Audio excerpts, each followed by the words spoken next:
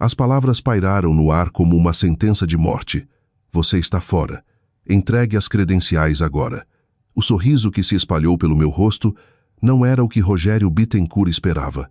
O vice-presidente de operações estava ali, com o rosto rubro e tremendo com uma autoridade que ele, na verdade, não possuía. Seu dedo perfeitamente cuidado apontava para a porta como algum tipo de divindade corporativa ditando um julgamento. O que ele não sabia, o que seu ego não o deixava compreender, era que eu não era funcionário dele.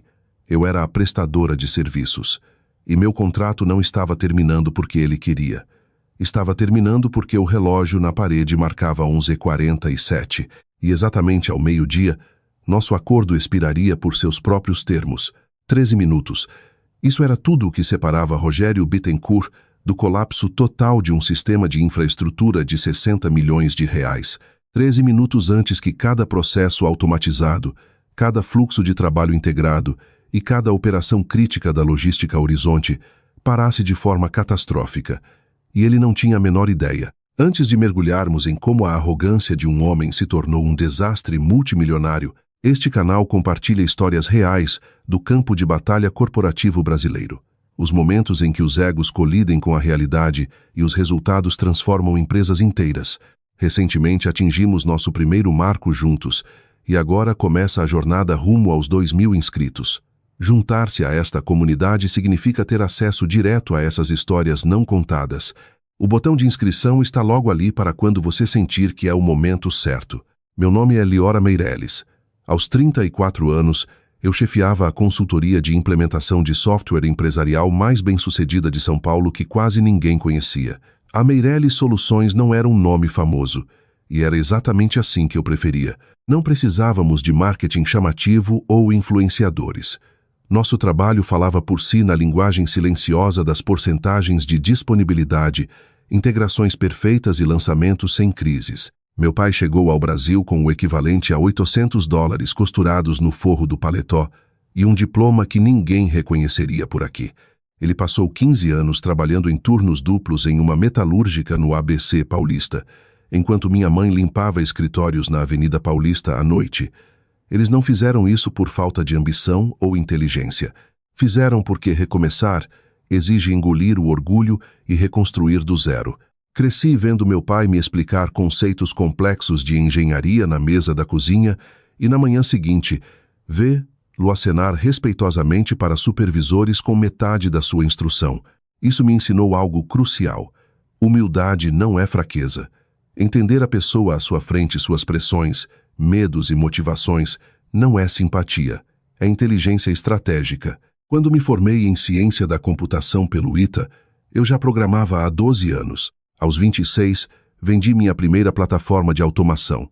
Aos 30, a Meirelles Soluções tinha uma taxa de retenção de clientes de 97% e a reputação de resolver problemas que outras firmas nem tocavam. Nós não apenas instalávamos sistemas, nos tornávamos sistemas nervosos temporários para corporações em transição. E quando chegava a hora, transferíamos o controle e saíamos. Sempre saíamos. Sem dependências, sem contratos eternos. Integração limpa, transferência total de conhecimento, saída profissional. A Logística Horizonte nos contratou há 18 meses para essa expertise. Eles fabricavam componentes de precisão para a indústria aeroespacial e médica em São José dos Campos.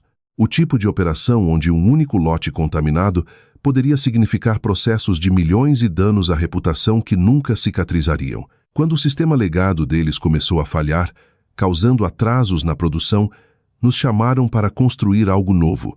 O projeto era massivo, um ERP totalmente integrado conectando inventário, cronograma de produção, garantia de qualidade e relatórios financeiros em tempo real. Trabalhei diretamente com a CEO, Clarice Lins, e o CTO, Akira Yoshimura.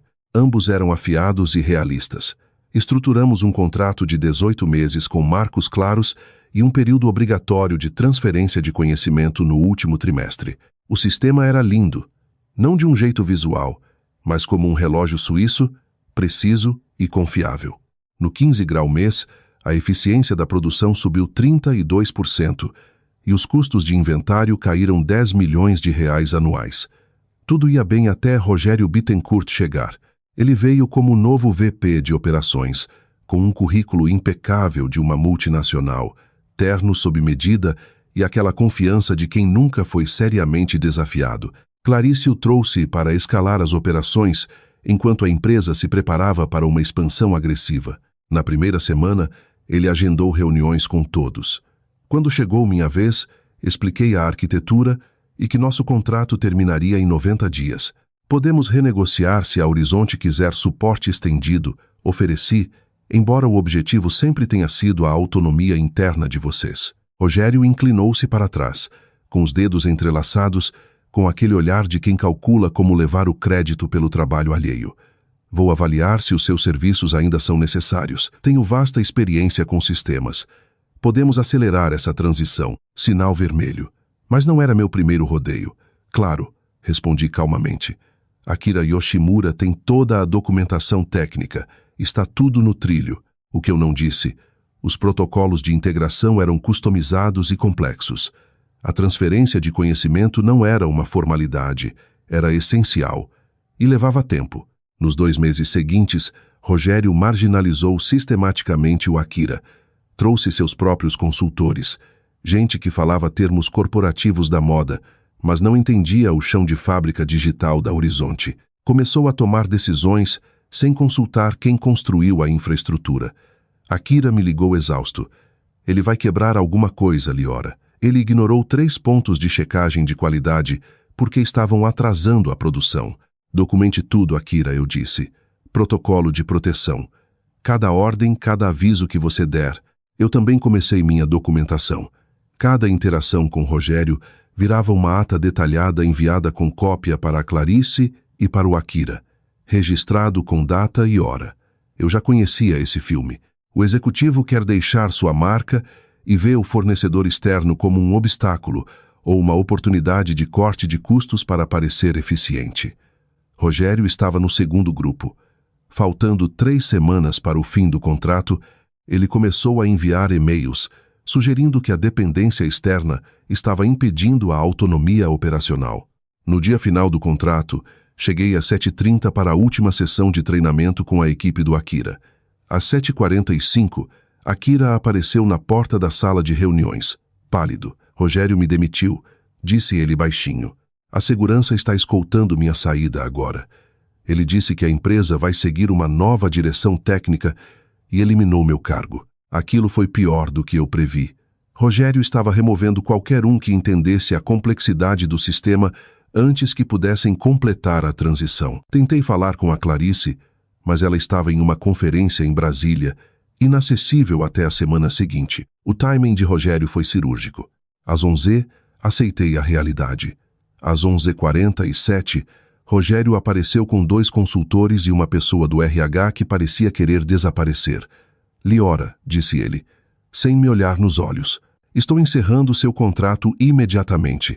Seus serviços não são mais necessários.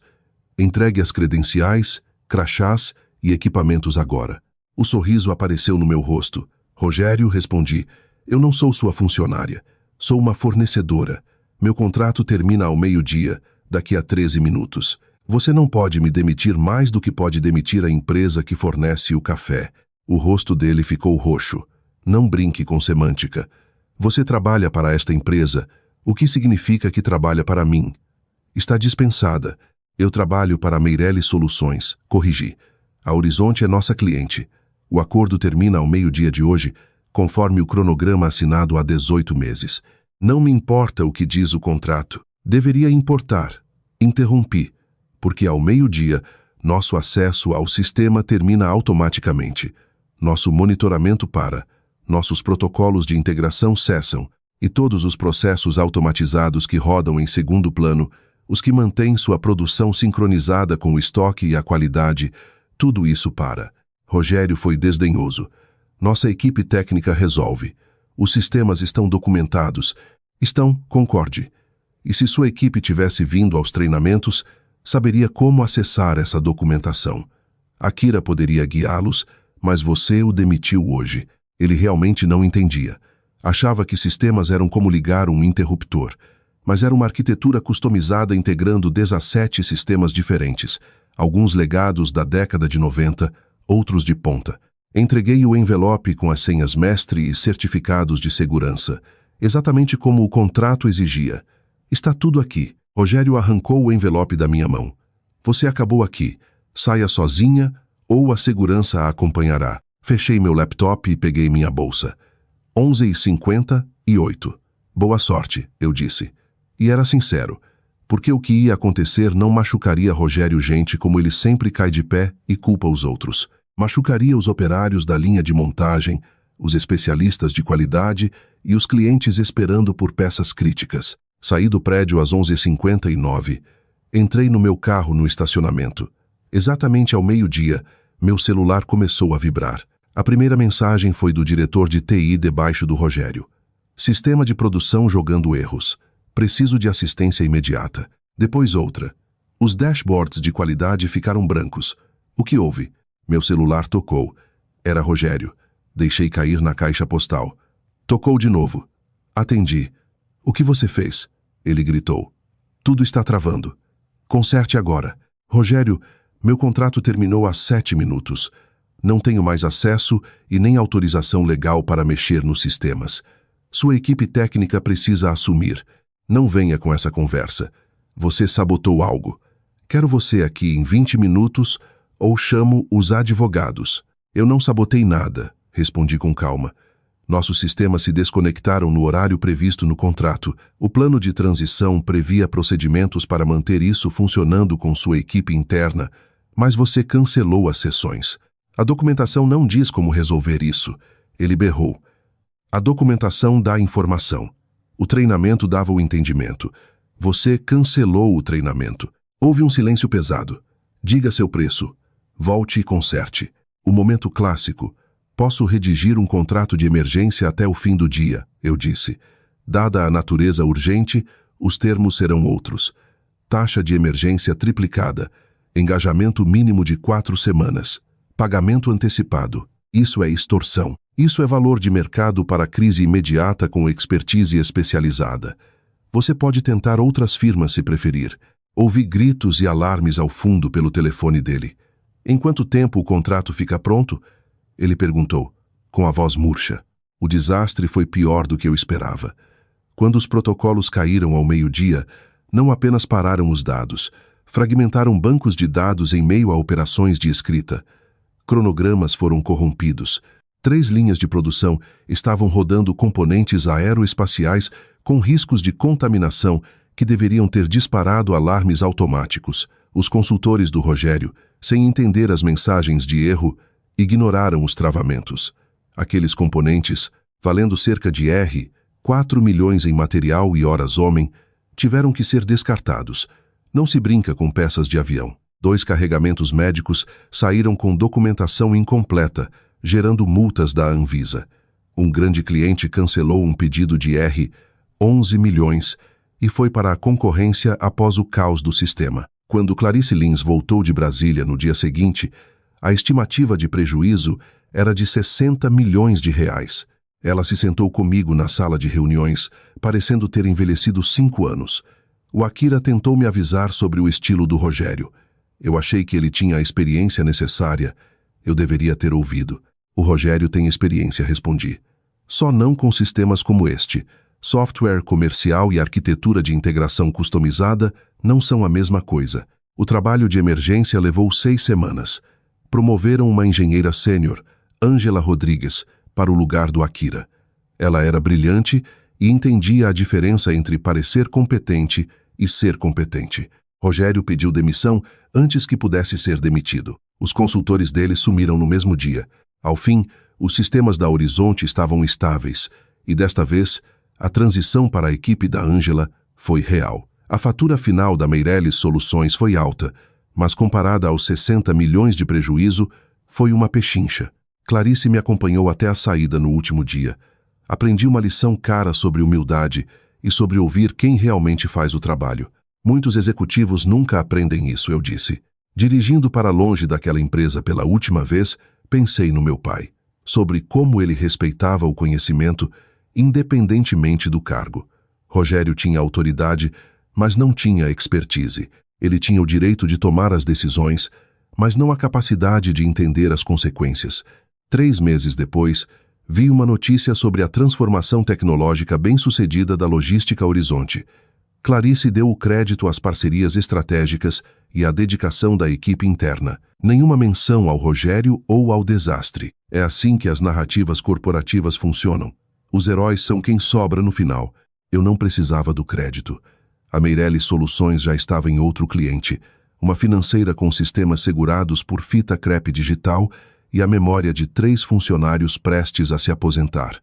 O padrão se repete: construir, transferir, sair.